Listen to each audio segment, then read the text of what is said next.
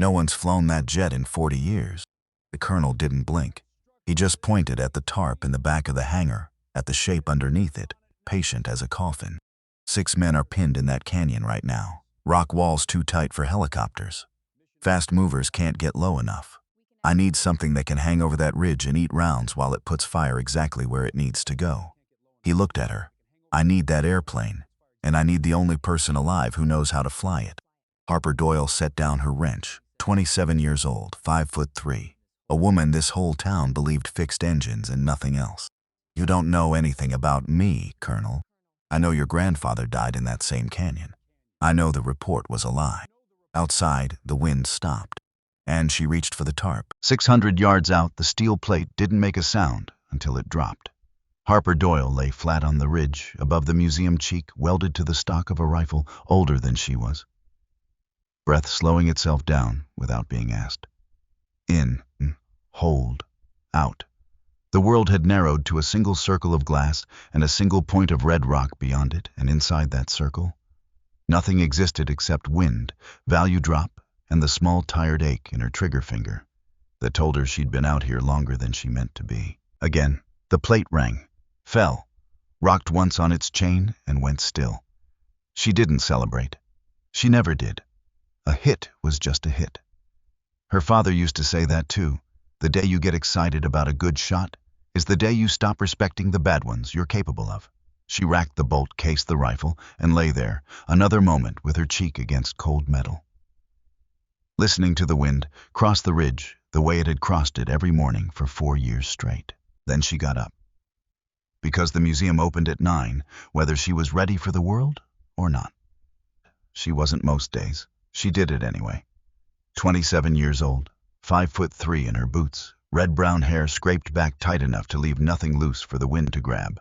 People who met her before they knew her always guessed something soft, a schoolteacher maybe, or somebody who arranged flowers for a living. They stopped guessing that the first time they watched her hold a rifle steady for 6 straight minutes without her hands so much as trembling. The wind hit the ridge first, then the hangar door, then her. Harper didn't flinch. She never did. Not anymore. She stood at the workbench with a torque wrench in one hand and 40 years of rust in the other. And she breathed the way her father taught her, in through the nose. Hold, out slow. Because panic was a luxury. Because the dead didn't come back if you panicked. Because some habits don't leave. They just wait. The A-10 sat under the tarp like something sleeping. Like something that knew it was being watched. She pulled the canvas back an inch. Just an inch.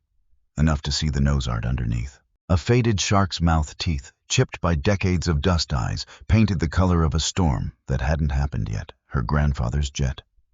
Tail number 0417. Nobody had touched the stick in 40 years. Except her. Some nights. When the museum was closed, and the security light buzzed, and nobody was around to ask why a grown woman was sitting in a dead man's cockpit talking to herself. Not talking. Remembering. Which wasn't the same thing. She told herself that a lot. Walter Higgs ran the museum. The way other men ran churches reverently, and a little afraid of the thing he was in charge of. He found her elbow deep in the manifold. An hour later, greased to the wrist, and he stood in the doorway a while before he said anything, because that was Walter's way. I gave a person room before he asked for anything.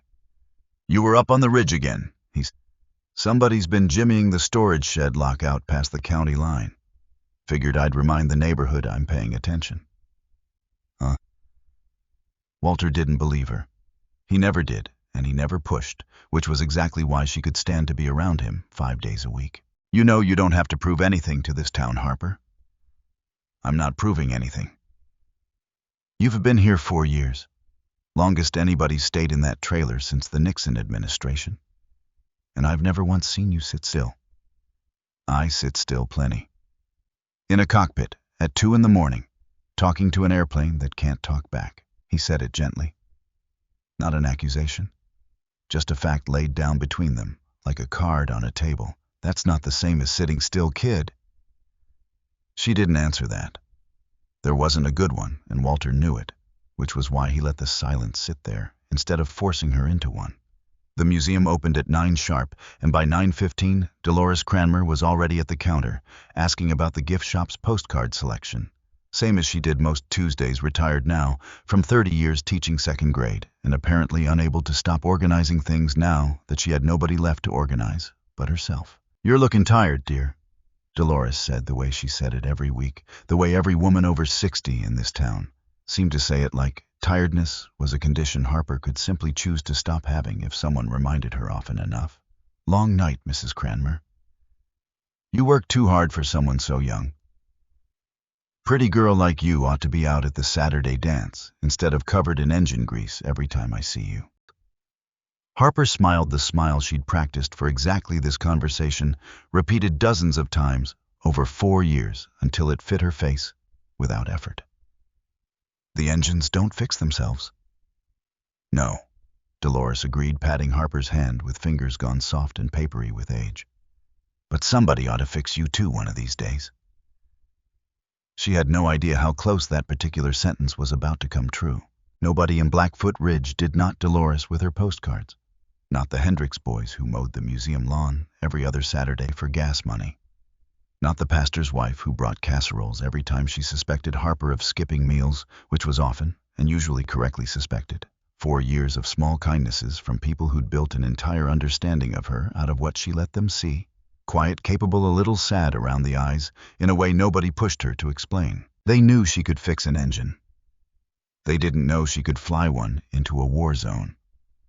That particular gap between what a town sees and what a person actually is had kept Harper safe for 4 years, tucked away from a life that had once required her to be somebody entirely different, somebody the 6 o'clock news occasionally almost recognized before deciding it must have been a different Doyle after all. She thought about that gap, sometimes late at night, the space between the woman this town had decided she was and the woman she used to be, before 4 years of careful smallness closed over the difference like water over a stone. She wondered some nights whether the two women were actually different people at all, or whether courage was simply a muscle that never fully forgot how to work, no matter how long you asked it to stay quiet. She was about to find out. Sooner than she knew. Because here's the thing, nobody in this town knew about her, not even Walter, not even after 4 years of Tuesday coffee and Sunday quiet. She used to be somebody. Not famous, not decorated with anything she was allowed to talk about at a dinner party, but somebody who mattered once in rooms where mattering got measured in lives saved per sortie. Captain Harper Doyle. 3 combat tours. A reputation good enough that other pilots requested her by name when the terrain got ugly and the margin for error got thin. She used to fly the way her grandfather flew, according to men who'd actually seen Frank Doyle work a target low. Unafraid, married to the airframe in a way that looked less like piloting and more like an argument between 2 old friends who trusted each other completely. And then one mission went wrong. One set of coordinates that didn't match what she saw on the ground, fed to her by a controller she trusted, cleared by a targeting cell she trusted. And when the smoke cleared, there were friendly casualties and a board of inquiry that needed somebody's name at the bottom of the report. Hers was the name they picked. She signed it. God help her, she signed it because the alternative was a process that would have dragged for a year and destroyed everyone in its blast radius. And because the man running the inquiry told her quietly, in a hallway off the record, that signing would make it go away faster, for everyone, including Ethan. Including Ethan. That was the phrase that got her. That was the lever they pulled. So she signed, and it went away. Except it didn't. Not really, it just went underground, the way buried things do, and it waited 4 years in the dark for somebody to come along and start digging. The Blackfoot Ridge Aviation Museum sat at the edge of a town so small it didn't have a stoplight, just a blinking yellow eye that nobody obeyed after dark. Population 400 and change. Mountains on every side, the kind that made the sky feel like a lid. Harper had picked it on purpose. You could disappear here. You could scrub hydraulic lines and rebuild carburetors and let your hands do the kind of work that didn't ask questions. Her hands remembered everything. Her mind was working on forgetting. Frank Doyle used to sit her on his knee in this same hangar, back when it was just a barn and a broken airplane, and a man refusing to let either one die. He'd say this jet saved more lives than any general ever did. He'd say, you listen to an engine long enough, it starts telling you the truth. He'd say a lot of things before the crash. Before Blackthorn Pass took him and gave back a folded flag and a story that never quite sat right. She was born more than a decade after it happened. She never knew the man at all, not his voice, not his laugh. Nothing but the shape other people drew when they talked about him in low voices, like grief was contagious if you said it too loud. Her father filled in the rest. Wyatt Doyle, quieter than his own father, steadier too, the kind of steady that comes from growing up in a house with an empty chair at the table. He taught her to shoot before she could ride a bike without training wheels. Taught her windage and elevation the way other dads taught fractions. Told her once out at the range, brass falling around their boots like rain, your grandfather could put a round through a keyhole at 400 yards. Don't ever let anybody tell you it skips a generation. It didn't skip anything. It just waited. Like everything else in this family. She remembered one range day clearer than most. She was 11. Cold morning breath fogging over the rifle barrel, her father kneeling beside her in the dirt, adjusting her elbow a half inch at a time. Breathe with the wind, he'd said, not against it. I am breathing. You're holding your breath and calling it breathing, different thing entirely. He'd tapped her sternum, gentle 2 fingers. Slow it down here. Everything else follows. She missed the shot, then missed it again. On the 3rd try, the plate rang clean across the draw, and her father didn't cheer, didn't clap her on the back the way other dads did in movies. He just nodded, once satisfied, in a quiet way that meant more to her than applause ever could have. That's him in you, he'd said. Not me. Him. I just taught you the words for what your hands already knew. She hadn't understood what he meant. Not then. It took her years in a courtroom and a colonel with sad eyes standing in her hangar to understand that some inheritances don't come with instructions. They just arrive quiet and total. And you spend your whole life discovering what they cost. The bell over the museum door didn't ring. It clanked. Old cowbell rusted clapper held on with a zip tie Harper kept meaning to replace. She heard it clank twice before she heard the boots. Government boots. She knew the sound before she turned around. Steel toe. Precise stride. The kind of walk that had never once in its whole life wondered if it was allowed to be somewhere. Ms. Doyle? She didn't look up from the manifold she was cleaning. We're closed. I'm not here for the tour. Everyone says that.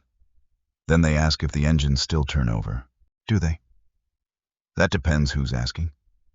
He didn't laugh. Didn't even try. Which told her more than his uniform did. She set the rag down, turned. And there he was, Colonel Silas Bennett Silver at the temples. A face carved by 30 years of giving orders that got people killed for reasons he believed in. Or told himself he believed in. There's a difference, and by the end of this, she'd know exactly which one applied to him. You're a hard woman to find, he said. I'm not hiding. You changed your number 3 times. I have a lot of exes. That almost got a smile out of him. Almost. He didn't waste time on pleasantries. Men like Bennett never did. He set a tablet on the workbench screen dark, like he was deciding whether she'd earned the light. I need you to look at something. I need a lot of things too, Colonel. Most of them stay once. Blackthorn Pass. The wrench in her hand went still. Just for a second.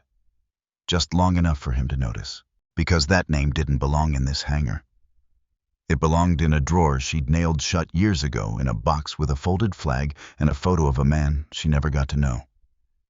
I know that name, she said. Flat, careful. The way you talk about a scar so it doesn't ache. I figured you might. That's where he died. I know. 40 years ago. I know that too. So why? She said, and here her voice dropped quiet and sharp as a blade, drawn slow. Are you standing in my hangar saying it like it's today's problem? Bennett turned the tablet over, woke the screen. Satellite imagery. Grainy gray government gray. The color of every classified thing she'd ever been shown right before her life changed shape. A canyon carved like a knife wound through red rock. and 6 blinking dots clustered too close together, not moving. Pinned. "Because it is today's problem," he said. 6 operators. Trapped since 0400 this morning. Rock walls too tight for rotary support. Fast movers can't get low enough without painting themselves for every gun in that canyon. We need low, slow, and armored. We need something that can hang over that ridge and eat rounds while it puts fire exactly where it needs to go. You need a warthog? I need the only flyable warthog inside 400 miles. And it's sitting under a tarp in your hangar." She looked past him, through the open hangar door, at the shape under the canvas patient, waiting the way it had waited for 40 years. "No," she said. "Ms. Doyle. No one's flown that jet in 40 years. There's a reason for that." "I know the reason. The reason is sitting across from me telling me no." She laughed. Not because it was funny. Because if she didn't laugh, she was going to do something else, and she didn't trust herself to know what. "You don't know anything about me, Colonel. I know you graduated top of your class at flight school. I know you flew close air support for 3 tours before your file says you made a targeting error that got a friendly unit hit. Don't. I know that error ended your career, and I know." He paused here, and something in his face shifted. Something careful, like a man stepping onto ice he wasn't sure would hold. "I know a few people who don't think that error was yours." The hangar went very quiet, which was strange because nothing had actually stopped making noise. The wind was still hitting the tin roof. The old radio was still humming static in the corner. But something inside her had gone still enough that everything else sounded far away. "Say that again," she said. "I said, I heard what you said. Say it again, anyway." Bennett didn't. He just held her gaze, and that was its own kind of answer, the kind that told her this wasn't a conversation he'd started lightly, and it wasn't one he planned to finish today. Because some truths you don't hand a person all at once. You let them earn it, piece by piece, mission by mission. She hated that. She hated it, and some small starving part of her leaned toward it anyway. "I'm not doing this," she said, and even she could hear how much less certain it sounded the second time. "Then 6 men die in a canyon named after the same man who taught you to fly before you could legally drive a car. That's not fair." "No, it isn't. You don't get to use him." "I'm not using him. I'm telling you the truth, and the truth happens to have his name on it." She turned away, walked to the hangar door, looked out at the mountains, the ones that made the sky feel low, the ones that had swallowed her grandfather whole and never once apologized for it. Behind her, Bennett said the 6 names, slow, deliberate, like he knew exactly which one would land. Griggs, Alvarez, Petrov, Okafor, Delgado. A pause. Cole. Cole. She didn't turn around fast enough to hide her face. Bennett saw it anyway. Men like him always did. It was the whole job. "Ethan Cole," Bennett said, quieter now. "Captain, team lead." "I know his rank now," she said, and her voice cracked right down the middle of the sentence, and she hated that too. "I'm the one who used to pin it on him. Because here's what nobody tells you about the people you leave behind. They don't stay in the box you put them in. They come back wearing a different uniform, trapped in a canyon named after your dead grandfather. 4 years after you told them goodbye in a parking lot outside a courtroom that ended your career and buried the truth in the same hole. She'd loved Ethan Cole the way you love something you're scared of losing before you've even lost it. Scared enough that when the accusations came, targeting error, friendly fire, dishonorable, everything, she let him go before the Air Force could take him from her too. Told him it was over. Told him she needed to face this alone. He believed her. That was the worst part. He believed her, and he left, and he became a name on a government tablet in a canyon that had already taken one Doyle. It wasn't going to take another one, not without a fight.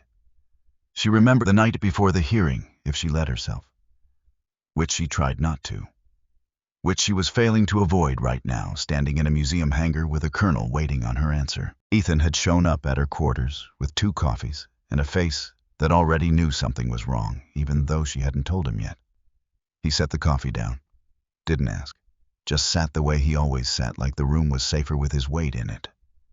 "Whatever it is," he'd said, "we fix it together." There's no together in this one, Cole. There's always a together. That's the whole deal.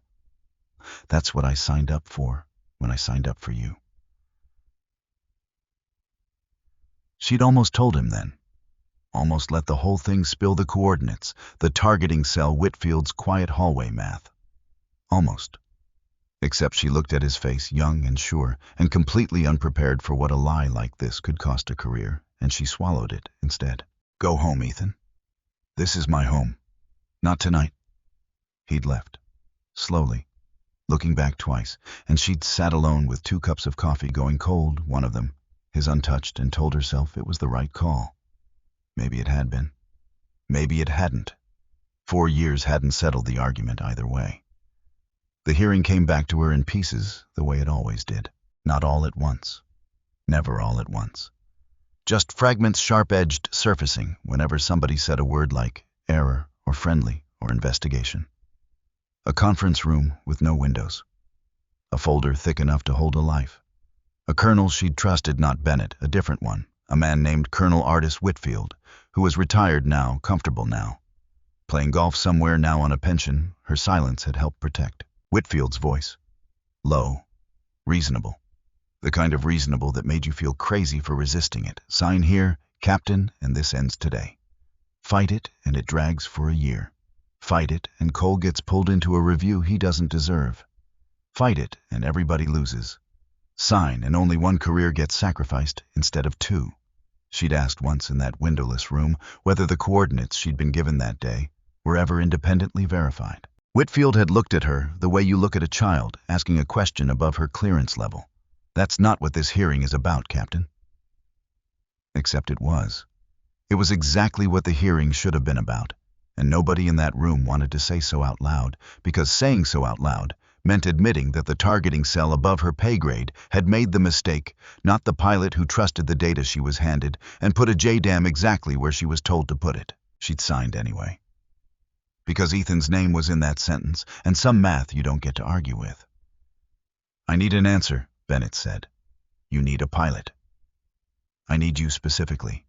Because that jet hasn't had maintenance records filed in 4 decades, because the only person who understands its custom rig is a mechanic who happens to also be the best low-altitude gun pilot I've seen on paper in 15 years, and because..." He stopped. "And because what?" "And because I don't have another 4 hours to find someone else." She turned back to him. Studied his face the way she used to study terrain before a run. Looking for the soft ground. The place where the truth might be buried shallow enough to dig up. "You're not telling me everything." "No," he admitted. "I'm not." "Why?" "Because you don't trust me yet, and you shouldn't. Not until you've seen what I've seen." That at least was honest. It was the first fully honest thing he'd said since he walked through her door. And something about the honesty of it scared her more than the lie would have. She didn't answer right away. She walked back to the workbench, picked the wrench back up, set it back down.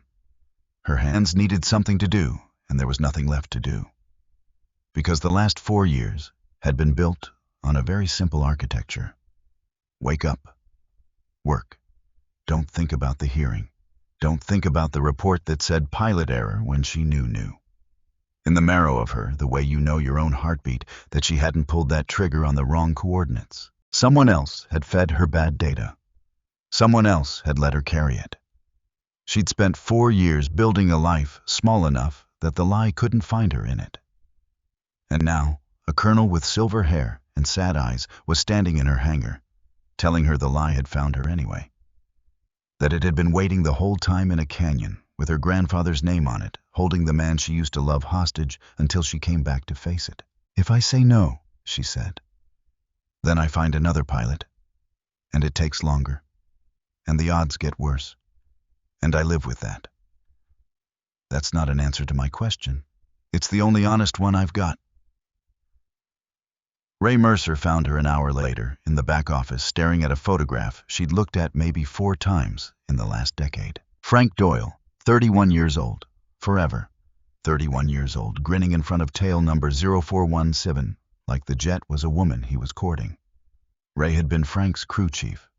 Ray had been at Blackthorn Pass on the ground the day the jet came down. Ray didn't talk about it not once in 20 years, and that silence had always sat wrong with her, the way an unlit room sits wrong when you know somebody's standing in it. "Heard you had a visitor," Ray said. "Word travels. It's a town with one stoplight, kid. Word travels because there's nothing else for it to do." She set the photograph down, face up. Frank's grin looking at the ceiling now instead of at her. "He wants me to fly it," she said. "I know. He says 6 men are trapped at Blackthorn Pass." Ray didn't answer right away, and that not answering told her something the same way Bennett's silence had told her something an hour earlier. 2 men, 2 silences, both circling the same 20-year-old wound. "Ray? What? What happened to my grandfather out there?" "Official report says engine failure," Ray said. Slow, careful, like each word had a weight limit, and he was checking it before he let it out of his mouth. "Bird went down on a low pass. No ejection, no survivors." "That's the official report?" I asked what happened. "Same thing." "You're lying to me." "Harper, you've been lying to me for 20 years. Ray and I let it slide because I figured grief does that to people. It makes them protective of the dead in ways that don't always make sense. But I'm looking at a canyon full of live men right now, and I'm not letting it slide anymore." Ray looked at her for a long moment, long enough that she watched something in him give way. Some old wall finally cracking under pressure it had been holding for 2 decades. "There's a logbook," he said finally. "Frank kept a personal one. Separate from the official maintenance record. I've had it since the funeral. Never showed it to anybody." "Why not?" "Because the last entry doesn't say engine failure." He met her eyes, and his were wet and old, and afraid in a way she'd never seen a man his age look afraid. "It says somebody tampered with the airframe before that flight, and it names names." She didn't sleep that night. Not really. She lay on the narrow bed in the trailer behind the museum and stared at the ceiling and let the pieces rearrange themselves over and over like a puzzle that kept almost fitting and then didn't. Her grandfather. Blackthorn Pass. A logbook Ray wouldn't hand over yet. Not yet, he said. Not until he was sure, and she'd have to trust that for now, because pushing him further tonight would break something that needed to stay whole a little longer. Ethan Cole pinned in the same canyon 40 years later, waiting on a jet nobody thought could fly again. Because that's the thing about the past. It doesn't stay past. It just gets quiet. It waits in canyons and logbooks and hangars under canvas tarps. And it waits until one day a colonel walks through your door and it isn't waiting anymore. She got up before sunrise. She always did. Old habit, older than the Air Force, older than her father's lessons at the rifle range. Discipline first. Feelings later, if there was time. There wasn't going to be time. She thought about Ethan that night before anything else. The way he used to fall asleep mid-sentence after a long flight, the way he said her name. Like it was a small thing he was allowed to be proud of. She thought about this courtroom. The report on the table, her own signature at the bottom of a confession she never should have signed just to make the process end faster. She was still standing. Barely. But standing. The checklist hadn't left her body. That was the thing about muscle memory. It doesn't care how many years you spend telling it to be quiet. She sat in the trailer's single kitchen chair at 4 in the morning and ran it anyway, out loud. Loud, eyes closed, the way she used to run it strapped into an ejection seat with the engines already spinning. Master arm. Fuel flow. Hydraulic pressure, primary and backup. Gun system safed. Her mouth remembered the sequence, even though her hands hadn't touched a real cockpit panel in 4 years. And somewhere around the 5th item, her voice cracked, not from forgetting, but from how easily it all came back. That was the terrifying part. Not the rust. The lack of it. She thought about calling her father. Wyatt Doyle didn't know yet, didn't know about Bennett, didn't know about Blackthorn Pass, waking up again after 40 years of pretending to be settled history. She picked up the phone twice, put it down twice, because there wasn't a way to say this that wouldn't sound like she was asking his permission to walk into the same canyon that took his father. And she wasn't sure this time that he'd give it, so she didn't call. She'd tell him after, if there was an after to tell him about. By first light, she was in the hangar, and so was Ray, and neither of them said much for the first hour because there wasn't much worth saying yet. He ran his hands along the port wing, the way a doctor runs hands along an old patient's ribs, checking for what the eyes might miss. "Airframe sound," he said finally. Frank kept her tight.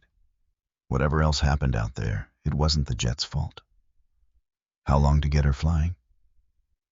"Depends what flying means to you. Taxi and hop. I can have her ready by nightfall if the hydraulics hold. Combat sortie into a hot canyon." He shook his head slow, like the number cost him something to say. "That's a different math. Engines need a full run-up. Gun system's been dry that long. I want eyes on every linkage twice before I trust it to feed a single round. And you," he looked at her not unkindly, "you need hours in a simulator you don't have access to anymore. Flying a jet nobody's flown since before you were old enough to remember your own grandfather's voice." "I don't need the simulator." "Everybody needs the simulator." "I've got something better."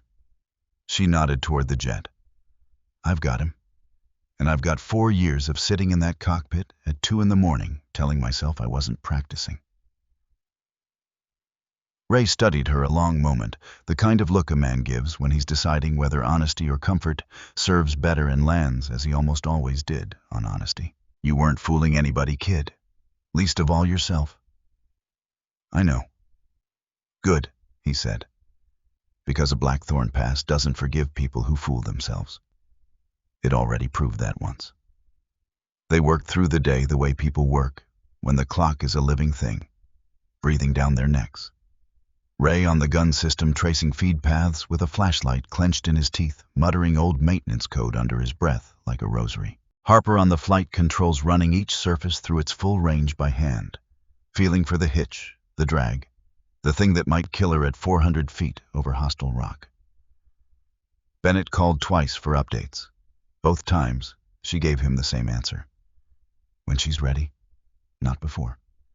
Somewhere in the middle of the afternoon, elbow deep in a control linkage that hadn't moved in 4 decades, she found something that stopped her hands cold. A maintenance tag, yellowed hand-lettered in a script she recognized from birthday cards, and a shoebox of old letters. Frank's handwriting, inspected complete, cleared for flight, signed and dated the morning of his last mission. Beneath it, in different ink added, later in a hand that wasn't Frank's at all. "Recheck hydraulic line port side prior to next sortie." Someone had gone back into this jet after Frank cleared it. Someone whose handwriting didn't match any name on the official crew roster Ray had ever shown her. "Ray." He came over, looked, went very still. "That's not your grandfather's hand," he said quietly. "No," she said. "It isn't." Neither of them said the rest out loud. They didn't have to. It sat between them in the dust and grease, and 40-year-old silence, the same shape Ray's own silence had taken for 2 decades, finally starting to have an edge. She walked back to the trailer at dusk and pulled the flight suit from the bottom drawer where she'd buried it 4 years ago, folded so tight it still held the shape of the woman who used to wear it every day without thinking twice. Because putting it on meant something. It meant she was done pretending the box was nailed shut. It meant Blackthorn Pass got to be today's problem after all, whether she liked it or not. She thought about her grandfather's grin, 31 years old, forever. About a second hand on a maintenance tag that didn't belong to anyone on the official roster. And she thought no one flew that jet for 40 years because everyone assumed it couldn't be flown, not because it was broken, because nobody who understood it was left standing close enough to try. She put the flight suit on. It fit exactly the way it used to. That was the part that undid her, just for a second alone in the trailer, with the zipper cold against her sternum. Not the fear, not the grief, just the terrible familiar rightness of it, like a key finally finding the lock. It was cut for 4 years ago and never got to use. She called Bennett before 6. "I'm not doing it for you," she said when he picked up. "I didn't expect you to. And I want the truth, all of it, before I put that jet in the air." You'll get what I know, when you need to know it. That's not good enough. It's what I've got, Miss Doyle. Take it or leave 6 men in that canyon. She looked out the trailer window. The hangar sat gray in the pre-dawn light tarp, still pulled halfway back from yesterday, tail number 0417, catching the first thin edge of sun. One condition, she said. Name it. Ray Mercer works the airframe. Nobody else touches it. A pause on the line. Then quieter. Done. Ann Bennett? Yeah. If I find out you knew more about my grandfather's jet than you're telling me, this conversation is over. And so is your favor. The line went quiet for a beat longer than it should have. Understood, he said. She hung up, stood there a moment with her hand still on the phone, breathing the way her father taught her. In through the nose. Hold. Out slow. An hour later, a truck she didn't recognize dropped a hard case at the hangar door and left without a word, the way government deliveries always did. Inside, a secure radio pre-programmed and a note in Bennett's handwriting. Listen when you need to. Don't when you don't. Your call. She turned it on anyway, just for a second, just to see. Static first. Then a voice, thin and strained under the weight of a bad signal, traveling through rock. Position holding ammunition at 40%, requesting any update on air. A burst of noise cut it off. Gunfire, maybe. Or just distance doing what distance does to signal. She turned the radio off, set it down like it was something that could bite her, because that voice belonged to somebody. Griggs, maybe. Or Alvarez. Or Cole. She didn't know which, and not knowing, sat in her chest like a stone she couldn't swallow or spit out. Bennett arrived at the hangar an hour later with a rolled map and a face that hadn't slept either. He spread the map across the workbench, weighed the corners down with a socket set, and for the first time since he'd walked through her door, he talked to her like a fellow professional instead of a woman he needed something from. Canyon runs north to south, 4 miles, walls climbing steep on both sides, past the halfway mark, he said, tracing the route with one finger. Teams dug in here at the narrows, where the walls pinched down to maybe 60 yards apart. That's your problem and your advantage in the same breath. Too tight for anything moving fast. Tight enough that a slow, low pass can put ordnance within meters of friendlies without the shrapnel envelope catching them. That's a job for the gun, not the bombs. That's what I'm counting on. 30mm strafing runs, minimum exposure per pass. You come in low over the ridge here. He tapped a point on the map, correct for the crosswind funneling through the pass, and you walk rounds along the eastern wall, where their positions are dug into the rock ceiling. Given the walls, you're looking at a hard deck around 800 feet before you lose your own margin for recovery. Anything lower, and you're gambling with terrain instead of enemy fire. And enemy air defense. Small arms and at least one heavy machine gun position dug in on the western rim, maybe more we haven't confirmed. He looked up from the map. That's the part of this job the jet was built for. She can take ones, a fast mover can't. Titanium tub around the cockpit, redundant flight controls, engines mounted high and separated. So one hit doesn't necessarily take both. Your grandfather used to call it flying inside a bathtub with wings. Ugly. Almost impossible to kill. He also used to say the jet only worked if the pilot trusted it more than she trusted her own nerves. Do you... She looked past him at tail number 0417, catching morning light through the open hangar door, and didn't answer right away, because the honest answer was still forming somewhere she couldn't rush. Ask me again after the first pass, she said. She walked out to the hangar as the sun cleared the ridge line, throwing long gold light across a runway that hadn't seen a real takeoff in 4 decades. Ray was already there, sleeves rolled, tools laid out on a blanket like surgical instruments. Walter stood off to the side, arms crossed, saying nothing, understanding for the first time exactly what he'd been housing in his museum all these years without ever quite asking. Harper pulled the tarp the rest of the way off tail number 0417 and looked her grandfather's airplane dead in its faded painted eye. 40 years of dust caught the morning light and turned to something almost gold, almost holy, drifting off the wings like the jet was shedding a second skin. Somewhere behind her, faint and tinny, the radio in the hard case crackled once more, a voice she still couldn't place, asking for anything, anyone, any kind of help at all. "Okay," she said out loud to a jet that couldn't hear her and a dead man who might. One more time. Ray came to stand beside her, hand resting flat against the fuselage the way a man rests a hand on an old friend's shoulder. "He'd be glad it's you," he said, "for what it's worth." "It's worth a lot, Ray."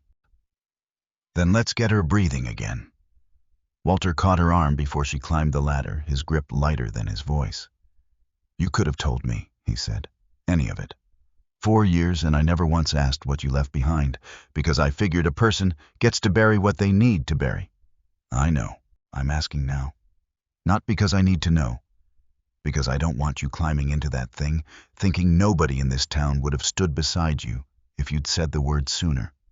She looked at him, this quiet man who'd given her a job and a trailer and 4 years of Tuesday coffee without once demanding an explanation for any of it, and something in her chest loosened just slightly, just enough to breathe around. "When I get back," she said, "I'll tell you everything." "That a promise?" "It's the only kind I've got left to make." He nodded once and stepped back and let her climb. Somewhere behind them, back in town, Dolores Cranmer was probably setting out postcards and wondering why the museum hadn't opened on time.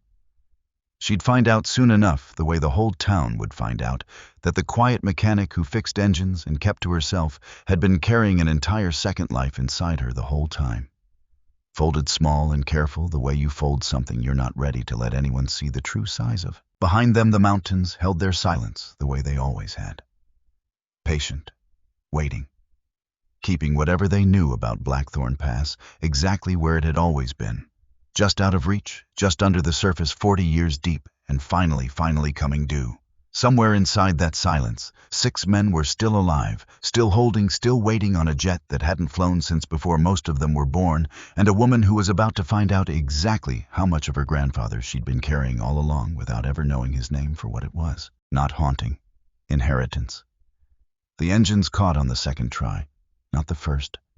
The first attempt just coughed black smoke and died, and Harper sat frozen in the cockpit with her hand on the throttle, heart slamming. Because 40 years of silence doesn't leave a machine easily.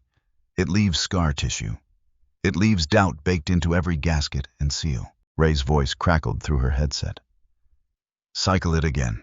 Slower this time. She's not being stubborn. She's remembering how. Same thing some days. Then be patient with her the way you'd want somebody patient with you." She cycled it again. And this time, the left engine caught with a shudder that rolled up through the airframe and into her spine, a deep mechanical growl that hadn't been heard on this runway in 4 decades. And then the right engine joined it, and the whole jet came alive underneath her, like something surfacing from very deep water. Harper laughed. She didn't mean to. It just came out of her, sudden and unguarded, the first real laugh she'd let herself have in longer than she wanted to count. Because that sound, that particular growl, low and mean and full of intention, was the sound of her whole childhood. It was Frank Doyle's voice in a way nothing else on earth could be. It was 40 years of grief finally exhaling. Before any of that, though, there had been 3 days of a different kind of work, days Harper didn't talk about much because they weren't cinematic. They weren't the kind of thing anybody put in a highlight reel. They were push-ups at dawn until her arms shook. They were sprints up the ridge trail with a weighted pack until her lungs burned raw. They were sitting in a centrifuge-adjacent contraption Ray rigged out of an old truck seat and a hydraulic lift, just to remind her body what sustained G-force felt like after 4 years of nothing steeper than a hangar ladder. "You're not 23 anymore," Ray told her, not unkindly, the first morning she nearly blacked out running wind sprints in thin mountain air. "Your body forgot things your hands remember. We fix both, or we don't fix either." "I don't have 3 weeks, Ray." "No," he agreed. "You've got 3 days. So we make them count twice as hard." She'd hated every hour of it. She did it anyway because hating something and needing it had never once in her entire life been mutually exclusive. Ray stood on the tarmac with his hands over his ears and his face split in a grin, 20 years younger than the one he usually wore. Walter stood further back, arms crossed, mouth open, watching a dead thing come back to life in his own hangar. Harper taxied her out slow. careful, feeling every wheel bearing through the stick, every old habit of the airframe translating itself into her hands like a language she hadn't spoken since childhood, but somehow still dreamed in. She didn't take her into the air. Not that first day. Ray wouldn't allow it. Gun systems still needed calibration, hydraulics still needed a full pressure cycle, and Bennett, for all his urgency, understood enough about airframes to know a rush check killed pilots faster than any enemy gun. So she taxied, turned, braked, ran the flight controls through their paces on the ground over and over, until her hands remembered exactly how much pressure the stick wanted and exactly how much play lived in the rudder pedals. By evening, Ray pronounced her airworthy for a hop. Just a hop. Just enough to prove the girl could fly before anyone asked her to fight. The first flight lasted 11 minutes. Harper never forgot a second of it. She took the runway at dusk engines, spooled canopy sealed, and for one long breath, before releasing the brakes, she sat perfectly still and let herself feel the size of what she was about to do. Because this wasn't just an airplane. This was her grandfather's hands on a throttle he'd never let go of. Not really, not even in death. This was 40 years of a family holding its breath. She released the brakes. The jet rolled, gathered speed. And at the moment the wheels left the ground and Blackfoot Ridge dropped away beneath her, something in Harper's chest broke open in a way that had nothing to do with fear. She was flying. She was actually flying tail number 0417, the same jet that killed her grandfather and saved 100 men whose names she'd never know. And somewhere underneath the terror was something else entirely.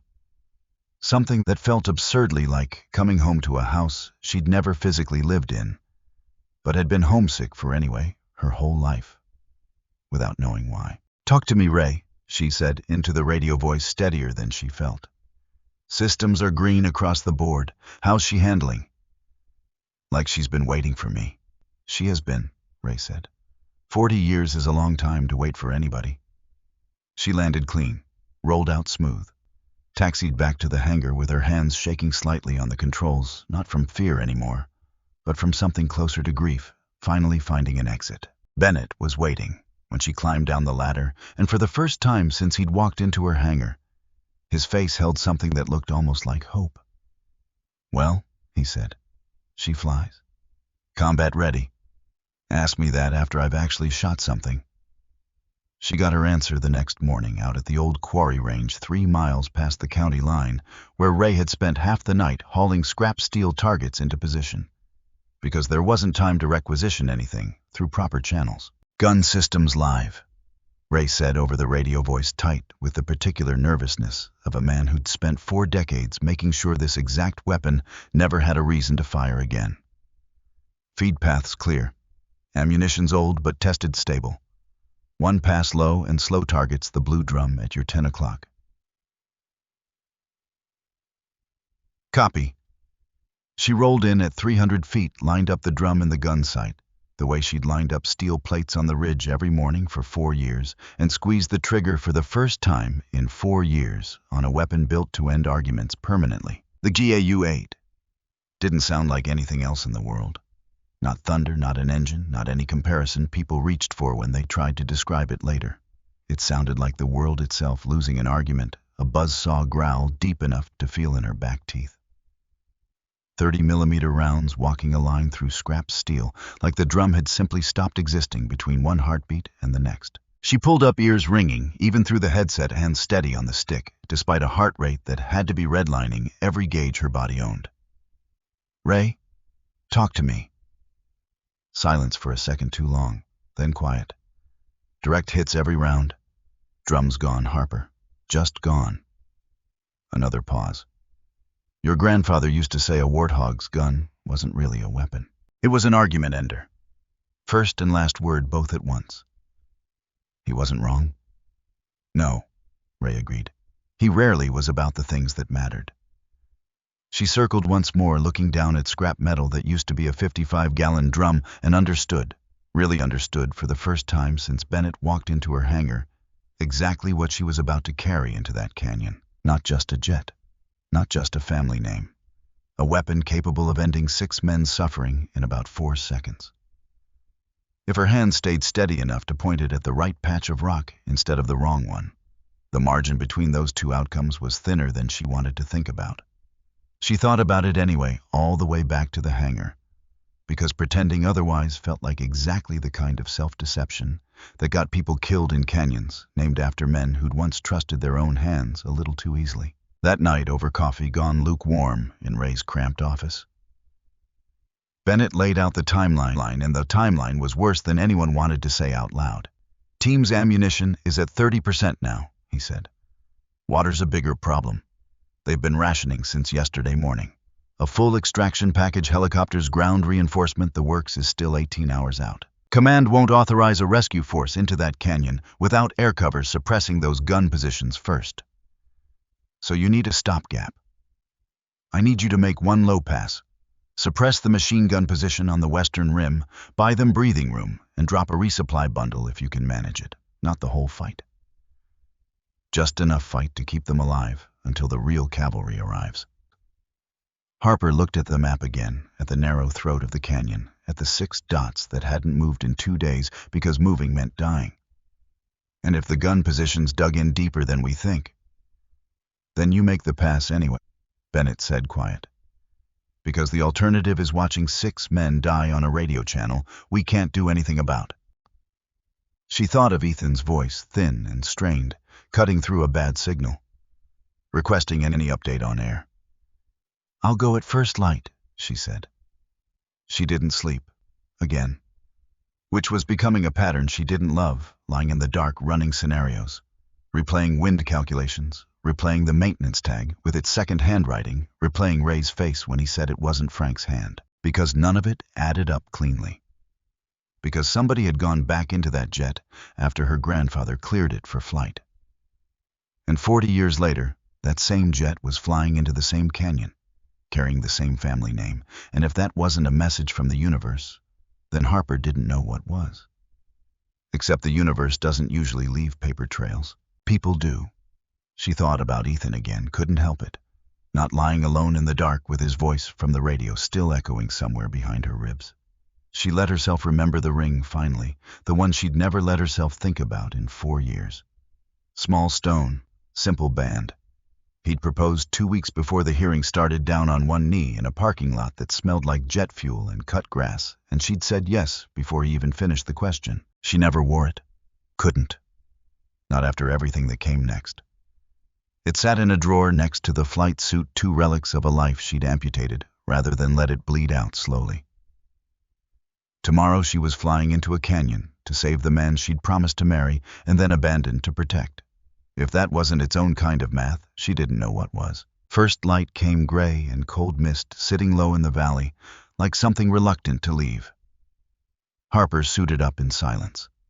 Ray ran the pre-flight checks beside her, quieter than usual, his hands lingering a half-second longer than necessary on each panel.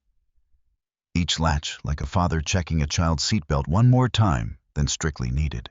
You remember the ceiling, he said. 800 feet. You remember the crosswind funnel at the Narrows. I remember everything you've told me twice, Ray. Good, he said. Because I'm not telling you a third time. Third time means I'm worried, and I don't get to be worried. Not today. She climbed the ladder, settled into the cockpit that had killed her grandfather, and now somehow felt like the only place in the world she was supposed to be. Bring her home, Ray said. Both of us, Harper said. That's the deal. The flight to Blackthorn Pass took 11 minutes. The same 11 minutes as her first flight, except nothing about it felt the same.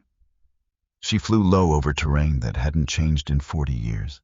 The same red rock, the same scrub brush, the same brutal geometry of stone that had swallowed her grandfather whole. Except today, the canyon wasn't empty.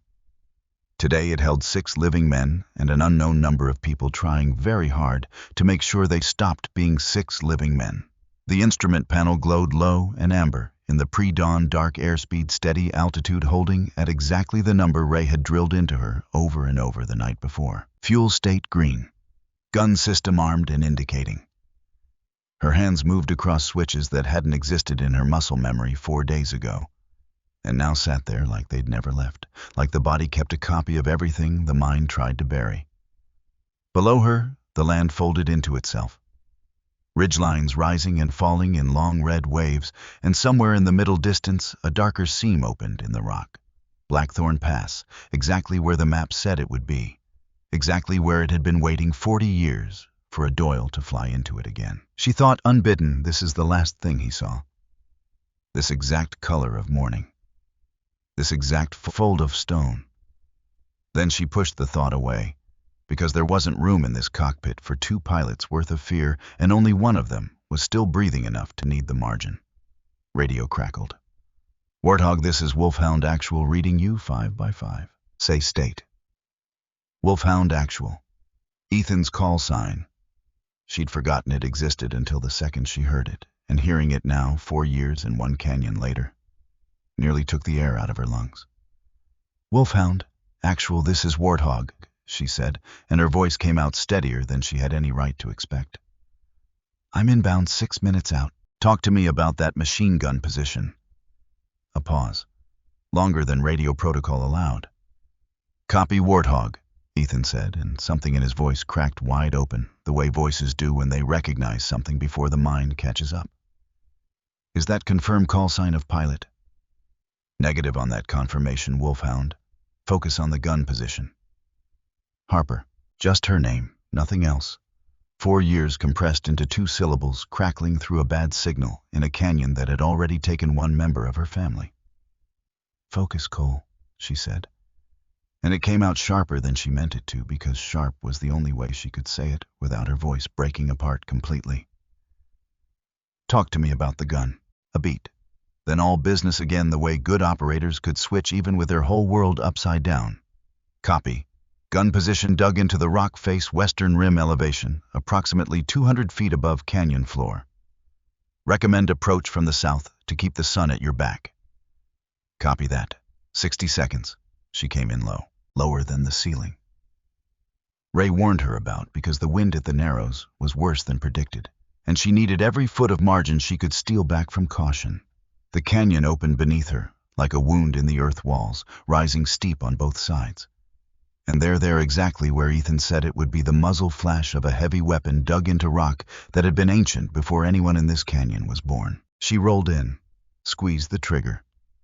The GAU-8 spoke in a language older than words, 30-millimeter rounds, walking a line of impacts across the rock face in a sound like the world tearing, and Harper felt the recoil shudder through the whole airframe the way she remembered feeling it years ago. Except this time it wasn't training. This time it was real. And somewhere below her 6 men were alive because of exactly this moment. The gun position went silent. Good hits, Warthog. Ethan's voice tight with relief. Direct hit guns down. Copy. Coming around for the resupply drop. She banked hard, feeling the G-force press her into the seat, feeling her grandfather's ghost, if that's what it was. If that's what any of this was. Riding shotgun through every maneuver, like he was correcting her hands, a half second before she made them right herself. Except the second pass didn't go the way the first one did. Because as she rolled in on her supply run, tracer fire lit up from a position that had no business existing. A second gun. One Ethan hadn't mentioned. One that opened up with the kind of accuracy that didn't come from luck. It came from somebody already knowing exactly where the jet would be, at exactly what altitude, at exactly what second. Warthog, brake right, second position, west rim, they're tracking you. She broke right, hard. Felt a round clip something in the tail, a jolt through the airframe that made her stomach drop. Ray, I'm taking fire, second position, not on the brief. Say damage. Ray's voice, tight, controlled panic, held on a very short leash. Unknown. She's flying. Still flying.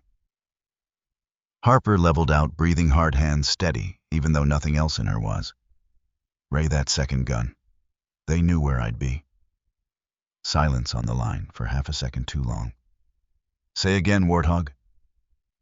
They knew my approach vector before I flew it. That's not luck, Ray. That's somebody telling them exactly where I was going to be. She made the resupply drop on the third pass low, and fast and furious bundles tumbling free exactly where Ethan called for them. And then she was climbing out of the canyon with fuel warning lights blinking amber and a hole in her tail. Her tail she wouldn't fully understand the size of until she was back on the ground. Warthog resupply confirmed we have eyes on the bundle, Ethan said. Good hits, good flying. Copy. Bingo fuel RTB. A pause. Then quieter, unprofessional, in a way that told her exactly how much the last 10 minutes had cost him too. Harper, thank you. Don't thank me yet, Cole. She banked toward Home Canyon, shrinking behind her. The mountains closing back over Blackthorn Pass, the way they always did, patient and unbothered by anything that happened inside them. We've still got a leak to find.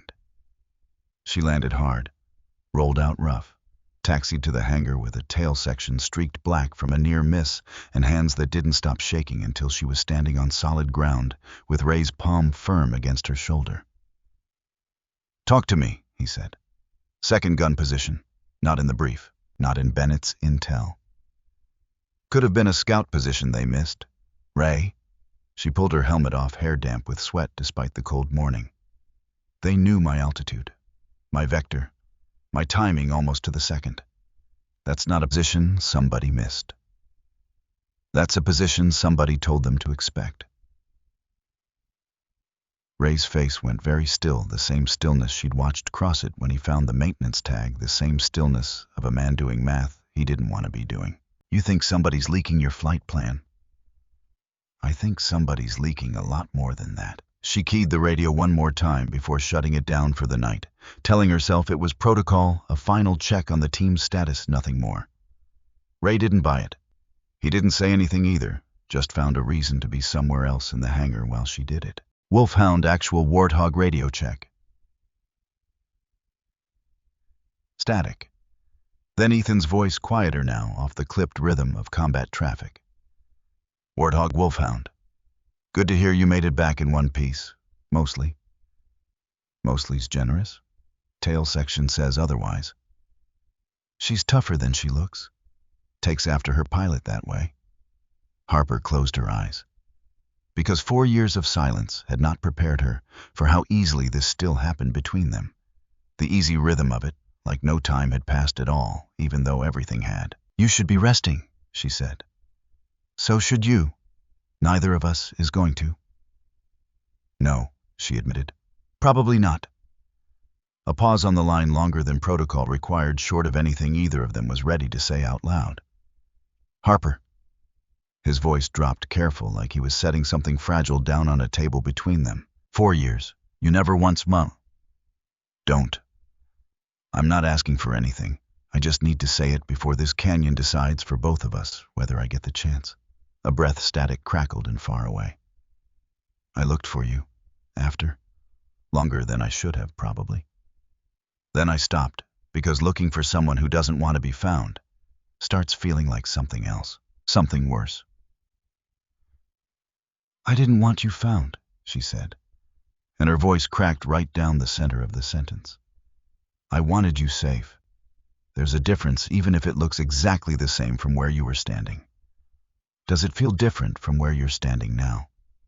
She didn't answer that. Couldn't, not yet, not with a mole still unnamed and a black box still buried and 6 men still trapped in rock that had already taken one member of her family. Get some rest, Cole, she said instead. I'll see you when this is over. Copy that, Warthog. A pause. Then softer, almost lost under the static. Come back. However this goes, come back. She shut the radio off before she had to answer that one, too. Bennett arrived within the hour, and Harper didn't wait for pleasantries. Who had access to my flight plan? She said before he'd even cleared the hangar door. Myself, my aide. Command staff at the Joint Operations Center. One of them's talking to the people shooting at me. Bennett's jaw tightened. That's a serious accusation. It's a serious hole in my tail, Colonel. It was quiet a moment, and in that quiet Harper watched something shift behind his eyes, some calculation finally tipping toward a decision he'd clearly been avoiding. There's something I haven't told you, he said. I'm shocked. This isn't a joke, Ms. Doyle. Sit down. She didn't sit. She stood with her arms crossed, and her jaw set, the exact posture her father used whenever he expected to be lied to and wanted the liar to know it in advance. 40 years ago, Bennett said, Your grandfather's jet was carrying more than a pilot when it went down. It was carrying a black box, not the standard flight recorder. Something custom something. Frank Doyle installed himself without authorization, recording more than airspeed and altitude. Recording radio traffic. Command decisions. Names. Names of who? Of the people who ordered a strike your grandfather refused to fly, people who found another pilot willing to fly it after Frank said no. People who, when the mission went wrong and cost lives, it shouldn't have cost needed. Frank Doyle's silence a great deal more than they needed his cooperation. He refused a mission. Once, as far as anyone's ever been able to prove. Frank Doyle was handed a target package he believed was built on bad intelligence, the same way you were handed coordinates you believed were wrong. And he said no in a room full of men who didn't want to hear it. 2 days later, he was flying a routine training sortie over Blackthorn Pass, and 2 days after that, they were folding a flag for your father. That's not proof of anything, Colonel. That's a story. It's the story that made me start looking 4 years ago, when your own hearing crossed my desk. And I recognized the shape of it. Same canyon, same family name, same pattern of a good pilot getting quietly buried under paperwork instead of a public fight. He met her eyes steady now, no longer performing anything. I've spent 4 years trying to prove Frank Doyle's death wasn't an accident, Ms. Doyle. I finally have a jet that might still be carrying the evidence. And I have 6 men trapped in the exact canyon where that evidence has been sitting buried for 40 years. The hangar went very quiet, which was becoming its own kind of ritual. Harper thought distantly every time a man told her something that reshaped her whole life. The wind seemed to hold its breath along with her. You think that black box is still in the jet? I think it's the only reason the maintenance tag has a second handwriting on it. I think somebody went back into that airframe after your grandfather cleared it, hoping to disable it, or remove it, or make sure it never survived a crash to tell its story. And you knew this. I suspected it. That's not an answer. No, Bennett admitted quiet. It isn't. Because here's the thing that finally broke something loose in Harper's chest standing in that hangar, with grease on her hands and a bullet hole in her grandfather's jet. Jet Bennett hadn't come to her 4 years of exile because 6 men were trapped in a canyon. Not only because of that. He'd come because tail number 0417 was the only key left to a lock that had been sealed for 40 years, and 6 trapped operators gave him the perfect cover story to get that key flying again. You used them, she said, quiet and furious. You used Ethan. You used all of them. Their lives were the excuse you needed to get me back in that cockpit. Their lives were never an excuse, Ms. Doyle. They're in that canyon, and they're dying regardless of what else is true. I need the jet flying either way. I'd be a fool not to want both outcomes at once. That's a very convenient math, Colonel. It's the only kind that exists in my job. She should have grounded the whole operation right there. Some part of her knew that some cold, clean part that still remembered courtroom betrayals and hallway math dressed up as mercy. Except 6 men were still in that canyon. Except one of them had asked 4 years too late if the pilot's call sign was really hers. Except walking away now meant Ethan Cole died in the same rocks that killed her grandfather, and no amount of righteous anger at Bennett's half-truths was worth that math. So she didn't ground it. She did something else instead. Fine, she said. You want your black box. I want the name of whoever's leaking my flight data. We find both or neither of us gets what we came for. Bennett studied her for a long moment. Something that might have been respect finally surfacing behind the exhaustion in his face. Deal, he said. They worked through the afternoon side by side, Bennett's laptop open on the same workbench where he'd first laid out his satellite images. Harper reading over his shoulder with a coffee going cold in her hand. Whoever's leaking flight data has access to joint operations routing, Bennett said. That's a short list. Shorter than it should be for something this sensitive. Walk me through it. Command staff at the operations center. My aide, Lieutenant Farrow, a logistics liaison who rotates through every few months, and... He stopped, a muscle working in his jaw. And who? And anyone with legacy access from the original investigation into your grandfather's crash. That file was never fully closed, which means the access list was never fully purged. Harper's stomach went cold. Whitfield. Colonel Artis Whitfield retired 11 years ago. But retired doesn't always mean removed, not from every system. Not when the person retiring was the one who built half those systems in the first place. He ran my hearing. I know. He's the same officer who told me signing a false confession would protect Ethan. I know that too. Bennett closed the laptop slow, like the weight of it had suddenly changed. I didn't connect those dots until this afternoon, Ms. Doyle. I want to be honest about that. I've spent 4 years assuming your grandfather's death and your discharge were connected by pattern, not by person. If Whitfield touches both, then he's not a pattern. He's a through line. Yes.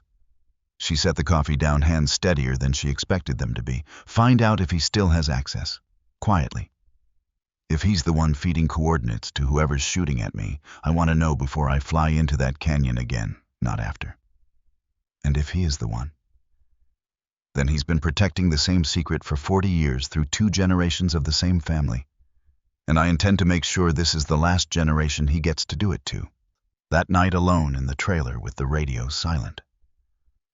For the first time in 2 days, Harper pulled the ring out of the drawer where it had lived for 4 years. Small stone. Simple band. She turned it over in her fingers, feeling the weight of a promise she'd broken to protect the very man that promise was made to. She thought about Ethan's voice cracking her name open over a bad signal. About the way he'd gone all business a half-second later. Because that's what good operators do. They compartmentalize, they survive first and feel later. And she'd taught him that particular skill herself once upon a time, in a life that felt borrowed from someone else now. Tomorrow there would be another flight. Tomorrow there would be a mole to find a black box to recover and a full rescue force finally arriving to finish what one badly outgunned pilot in a 40-year-old jet had bought time for. Tonight there was just a ring and a woman who didn't know yet whether she was allowed to want it back on her hand. Ray found her there an hour later, standing outside the trailer under a sky gone hard and bright with stars, the ring still turning in her fingers. Couldn't sleep either, he said. Not a question. Bennett wants a black box. I want a name. Command wants a rescue force that's still 14 hours out. And somewhere in that canyon, there's a man who just found out I'm not dead, not gone, not whatever version of me he built to survive losing me. That's a lot of wanting for one night. It's a lot of everything for one night, Ray. He stood beside her a while, saying nothing the way he always did when nothing needed saying yet. Your grandfather used to stand out here, he said finally. Same spot, same kind of night. He used to say the stars didn't care what a man had done wrong, they just kept showing up anyway, kept lighting the way home, regardless. Did it help him standing out here? Some nights, Ray's voice went rough at the edges. Some nights nothing helps, kid. You just stand there and let the not helping happen until morning comes anyway. She called her father a little after midnight, finally, because some things can't wait for an after that might not come. Wyatt Doyle picked up on the second ring voice, thick with sleep and immediately sharp with worry, the way it only ever got for her. Harper, it's late. I know, I'm sorry. What's wrong? She almost lied. 4 years of practice made lying easy, made it feel like protection instead of cowardice. Then she thought of Ethan's voice cracking her name open over a bad radio signal, and she thought better of it. Dad, I'm flying Grandpa's jet into Blackthorn Pass. The silence on the line lasted long enough that she checked to see if the call had dropped. Say that again, Wyatt said, finally, voice gone very quiet. There's a rescue operation. 6 men trapped, one of them. She stopped, throat tight. One of them is Ethan. Ethan Cole. Yes. Another silence, shorter this time, and when her father spoke again, his voice had changed, settled into something older and steadier than she'd heard from him in years. Your grandfather went down flying low over that same canyon. You understand that? I understand it better than I did 4 days ago. There's a reason you're telling me this at midnight instead of asking my permission before you climbed in the cockpit the first time. Because I didn't want you to talk me out of something I already knew I was going to do. A short, surprised laugh, half grief, half something that sounded almost like pride. That's your grandfather in you. He never asked permission either. Just informed people after the fact, usually somewhere around midnight, usually right before he did something that terrified everyone who loved him. Are you angry? I'm scared, Wyatt said, simply honestly, in a way that undid her more than anger ever could have. I've spent 40 years scared of exactly this phone call in one form or another. But no, Harper. I'm not angry. I don't think I could be angry at you for finishing something your grandfather never got the chance to. I might not finish it either. Then you'll die trying, same as him, and I'll grieve you both the same way I've been grieving him my whole life, quietly and completely, and without ever once regretting that you were exactly who you were. His voice broke slightly on the last word. Come home, kid. Both of you, if you can manage it. Him too, in whatever way a jet lets a dead man come home. She didn't have an answer for that. She didn't need one. Some conversations exist just to be had, not solved. I love you, Dad. I love you too. Now go finish it.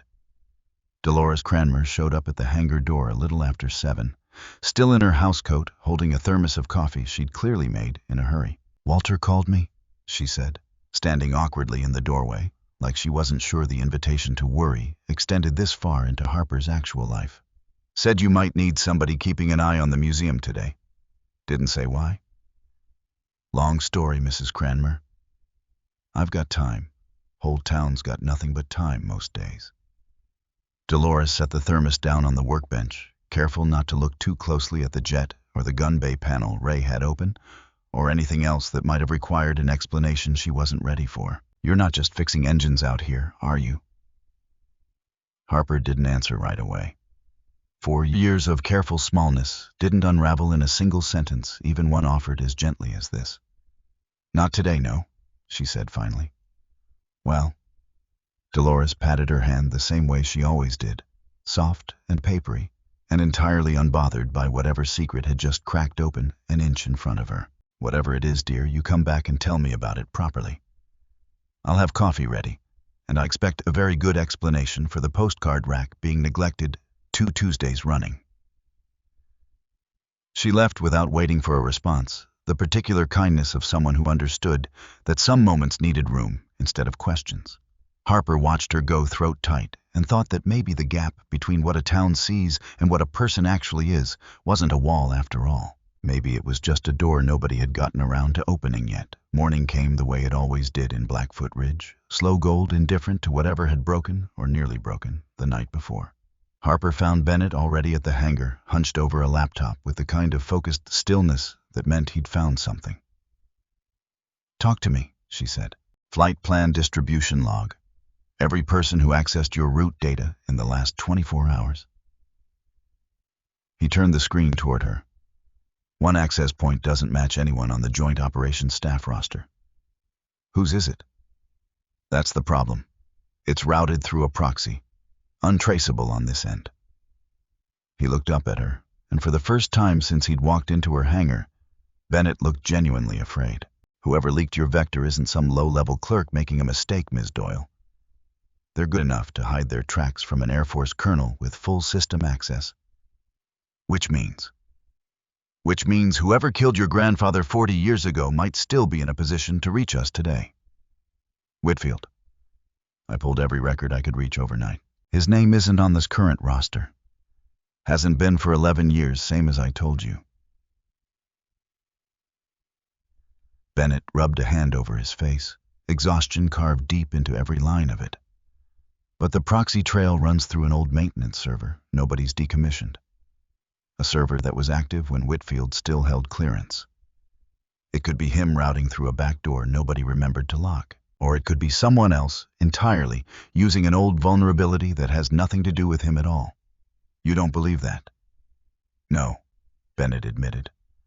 I don't. But I've learned the hard way not to hang a man on a hunch, even a hunch this strong. We need proof, real proof, the kind that survives a courtroom. Not just the kind that survives a conversation in a hangar at dawn. The black box. If it's still in that airframe, If it survived 40 years of dust and silence, the way everything else about your grandfather's memory somehow has. He exhaled long and slow. It's the only kind of proof that survives everything. Recordings don't forget the way people do. They don't get talked into signing something to make a problem go away faster. Harper looked at her own hands, steady now, in a way they hadn't been 4 days ago, and thought about her grandfather sitting in this exact cockpit 40 years ago, refusing an order, trying to do the one thing that got good men killed in every era of every war that had ever existed. Telling the truth to people who very badly wanted him to stay quiet instead. "Then we get it," she said. "Today, before the rescue force arrives, and this becomes somebody else's operation, with somebody else's rules. That's not the plan Command approved. Command approved keeping 6 men alive. I'm going to do that. What I do on the way there is going to be considerably harder for anyone to supervise from 400 miles away." Bennett almost smiled. "Almost. You really are exactly like your file said you'd be. Good file or bad file. Depends which version you read."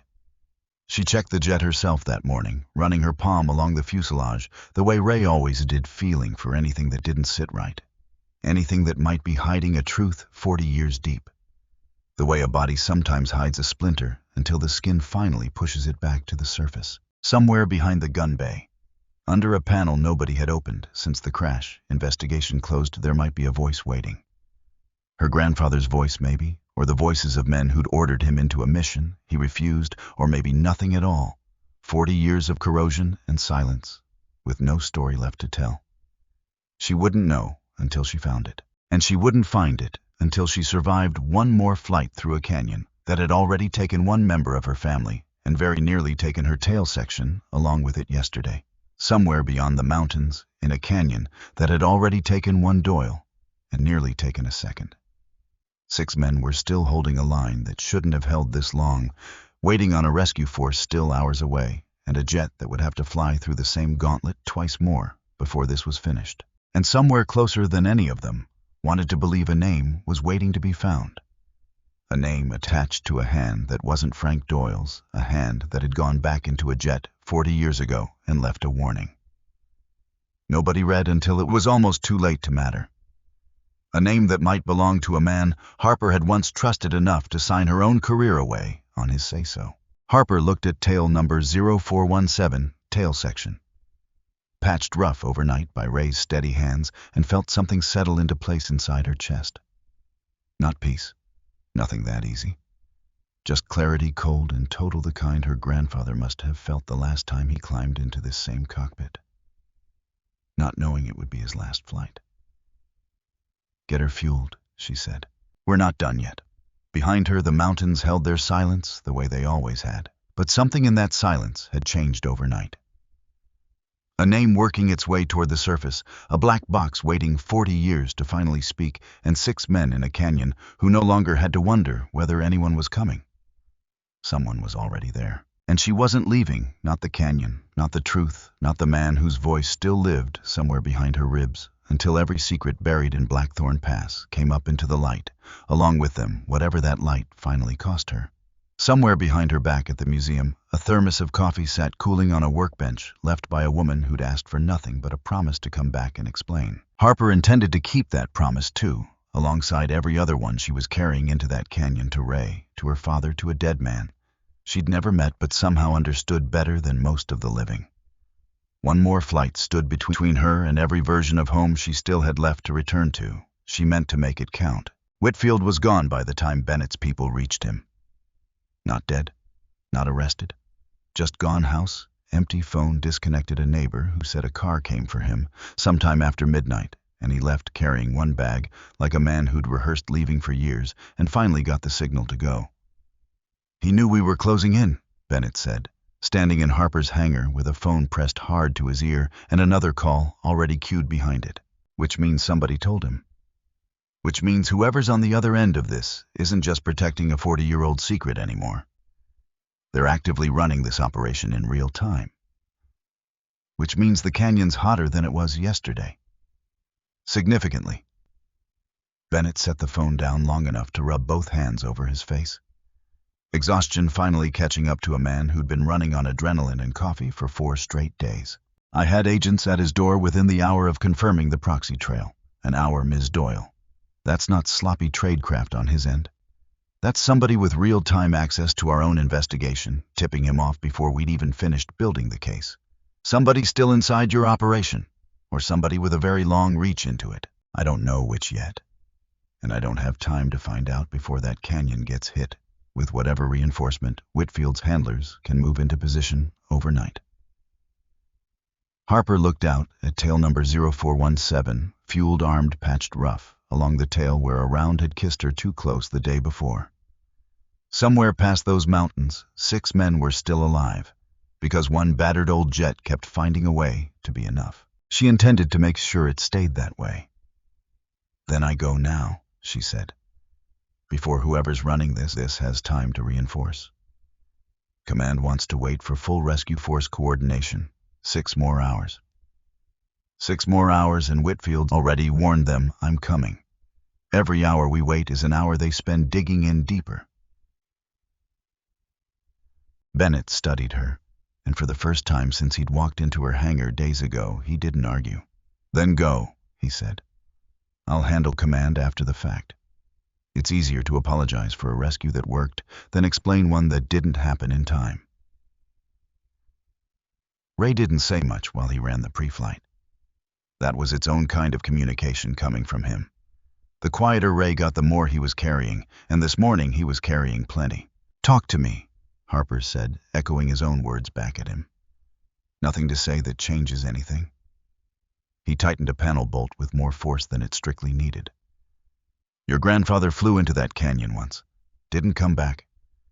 I've spent 40 years telling myself that was just bad luck, bad mechanics, bad timing, all stacked up at once. And now I know somebody made sure of it. And you're about to fly the same jet into the same rocks. Except this time, whoever did that to him is still out there, still protecting the same secret, and probably still willing to do whatever it takes to keep protecting it. Then I'd better not give them the chance. Ray looked at her old eyes, wet in a way he didn't bother hiding anymore. Your grandfather would have said something wise here. Something about courage or family, or the weight of a name. His voice cracked just slightly. I'm not him, kid. All I've got is come back, however this goes. Come back to this hangar in 1 piece, or in 100 pieces I can weld back together. Just come back. That's wise enough, Ray. He almost laughed. Almost. Get in the plane before I embarrass us both. Walter found her at the ladder, hands jammed in his pockets, looking older than she'd ever seen him look. I called your father, he said. Hope that's all right. Figured somebody should be standing with him today, even if it's over a phone line from 400 miles away. Thank you, Walter. He asked me to tell you something. Made me promise to get it exactly right. Walter cleared his throat, steadying himself the way a man does before handling something fragile. He said, tell her the keyhole shot isn't about being fearless. It's about trusting the hands that taught you. Tell her I trust her hands completely. Harper felt something crack open behind her ribs. Sudden and total 4 years of careful distance collapsing in the space of one borrowed sentence from a father 400 miles away. Tell him I heard it, she said, voice rough. Tell him I'm bringing everyone home. I'll tell him. Walter stepped back from the ladder. Now go be exactly who this town already knew you were, long before you ever told us why. The flight to Blackthorn Pass took 11 minutes, same as always. Except today, the canyon didn't wait quietly for her arrival. Because Whitfield had warned them. Because whoever he answered to had used the night well, repositioning, reinforcing, turning a 2-gun problem into something considerably worse. Harper saw it the second she cleared the ridge line, muzzle flashes blooming from at least 3 positions now. 1 on each rim, and 1 impossibly dug into a shelf of rock near the canyon floor that hadn't shown up on any satellite pass Bennett had access to. Wolfhound, actual Warthog, be advised, I'm counting 3 positions, not 2. Repeat 3. Copy, Warthog. Ethan's voice tight, urgent. We're seeing movement on the floor position now, too. Ground element, maybe 6 to 8 hostiles moving toward our perimeter. ETA on full rescue force. Still 4 hours out. We don't have 4 hours, Harper. She didn't have an answer for that. Not yet. So she did the only thing that had ever actually answered anything in her whole life. She rolled in. The instrument panel painted the cockpit in cold amber light. Every gauge she'd learned to trust over 4 brutal days of preparation, now the only language that mattered. Airspeed climbing. Altitude bleeding off in careful increments. Master arm hot. Her hands moved without her permission. The way trained hands do, when the moment finally arrives that all the training existed for. The GAU-8 spoke first, and this time she didn't hold back, walking rounds across the western rim position with a precision that felt less like piloting and more like something inherited. Something her hands had always known how to do, even before she'd ever consciously learned it. The western gun went silent. She banked hard, G-force pressing her into the seat vision, narrowing it to the edges the way it always did under load, and lined up on the eastern position, except the eastern position was already firing tracers, arcing up toward her canopy in lines of orange that looked almost beautiful if you forgot for half a second what they were actually for. Warthog taking fire, eastern position, has you targeted. I see them, Wolfhound. She rolled in anyway. Because rolling away meant 6 men died on a canyon floor her grandfather had died trying to protect 4 decades earlier, and no amount of self-preservation math outweighed that particular equation. The eastern gun went silent a half-second after something clipped her right wing hard enough to shudder the whole airframe. Ray, I'm hit. Right wing control response feels heavy. Say altitude. 600 feet and dropping. Bring her up, Harper. Bring her up now. Her mind went somewhere strange and fast in the half-second that followed, not panic exactly. More like every version of fear she'd ever felt arriving at once and canceling each other out into something almost like calm. She thought of her grandfather's hands on this exact stick 40 years gone, but somehow still present in the muscle memory of the airframe itself. She thought of her father's voice at the range, breathe with the wind, not against it. She breathed. She pulled. She fought the stick muscle and instinct working together in a language that didn't need words. And the jet answered, sluggish, damaged, furious, but answering, climbing back to a working altitude with a groan that sounded almost human, which left the third position, the one on the canyon floor. The one that wasn't a gun emplacement at all, she realized. Banking around for a look, it was a command post. Antenna array. A vehicle parked in the lee of an old collapsed structure that hadn't been on any map, because the map predated whatever this place actually was, because that structure wasn't natural rock formation. It was a bunker. Old. Concrete. 40 years weathered, but still standing half buried in the same red stone that had swallowed her grandfather. A weapons test site. Blackthorn Pass hadn't just been the scene of an accident 40 years ago. It had been a facility hidden in plain sight inside terrain. Nobody bothered mapping closely, and somebody was still using it. Wolfhound, I need eyes on that structure at your 6 o'clock canyon floor.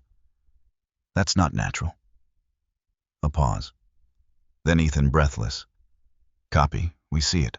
Looks like an old bunker. There's a man standing outside it, Harper.